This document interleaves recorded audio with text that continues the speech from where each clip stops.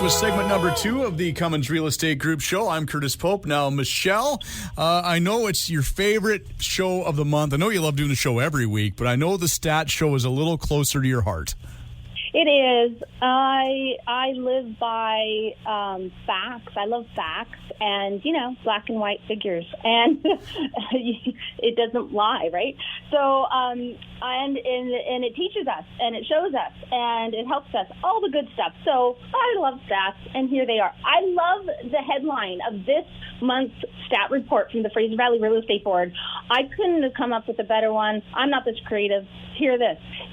Mirroring the weather, Fraser Valley's hot housing market cooled slightly in June, going from a boil to a simmer.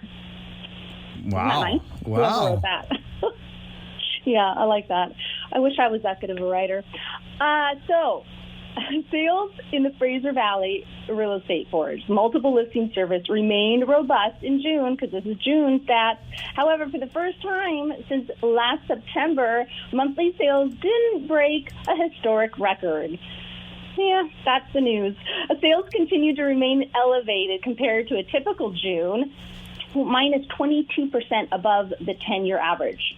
22% over the above-year average. So that's pretty amazing.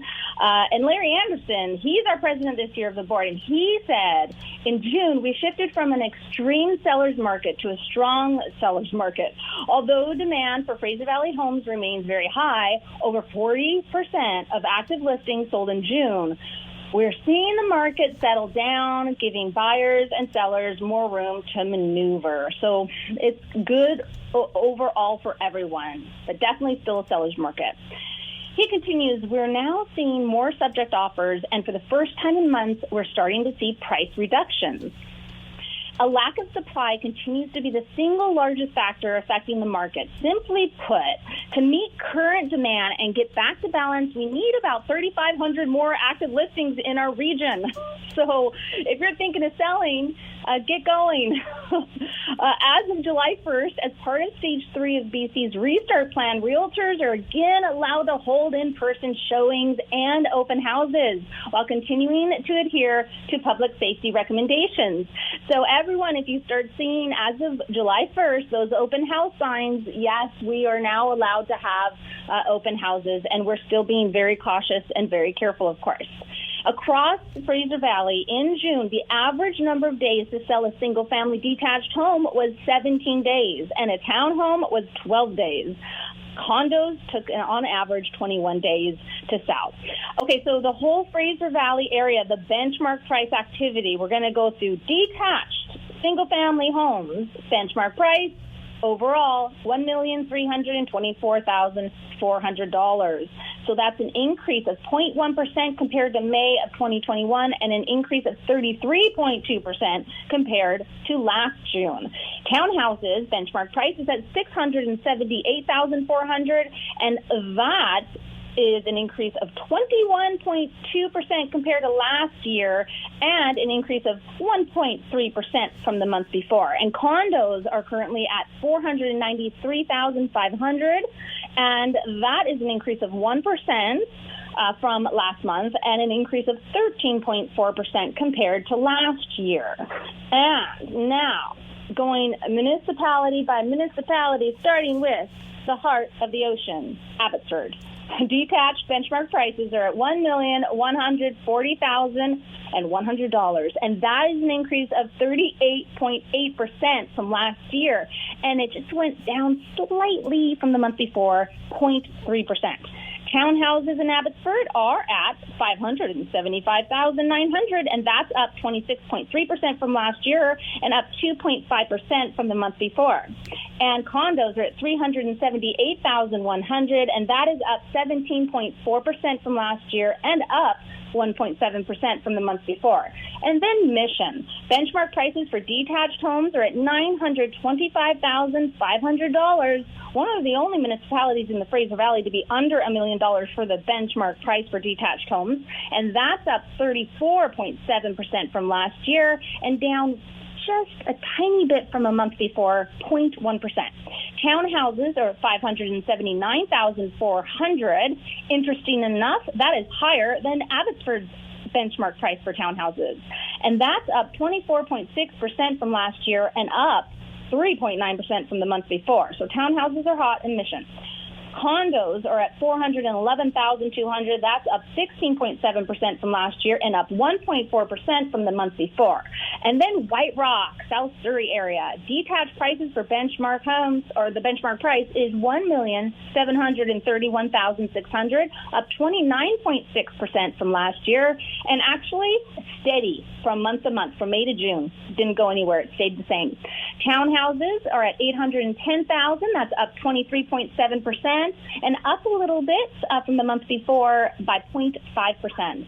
Condos are at $567,400, and that's up 17% from last year and up 0.4% from the month before. Langley benchmark prices of detached homes are at $1,383,000, up 32.4% from last year and up 0.3% from the month before. Townhouses in Langley at $691,400, up 20.4% from last year and up 1.6% from the month before. Condos at $470,600, up 18% from last year and up 2.5% from May. Delta. Okay, this is interesting. So benchmark prices in Delta, detached homes are at $1,198,400, up 30.3% from last year, but down 1.6% from the month before. And townhouses are at $665,400. That's up 20.2% from last year and down 1.5% from the month before. Condos in Delta are at $406,600, up 2.8% from last year and up 0.4% from last year. But I have to mention before we go into Surrey, our last municipality of the Fraser Valley, Delta actually went down more than any other area. And then Langley and Abbotsford follows after. That's for detached single family. I'm not looking at townhouses and condos, but just interesting note. So City of Surrey, all combined, all of Surrey. A detached benchmark price is at $1,436,100, and that's up 31.8% from last year and up 0.5% from the month before. Townhouses at $702,600, that's up 20.4% from last year and up 0.9% from May. Condos are at $447,700, and that's up 11.8% from last year and actually up 0.4% from the month before. So that is our Fraser Valley real estate stats, and pretty exciting information. All right. Well, that's quite a bit of information to go through. An interesting stat, selection to say the least. And we're actually hearing about some prices coming down for the first time in a long time, even if it's in one municipality. It's really interesting.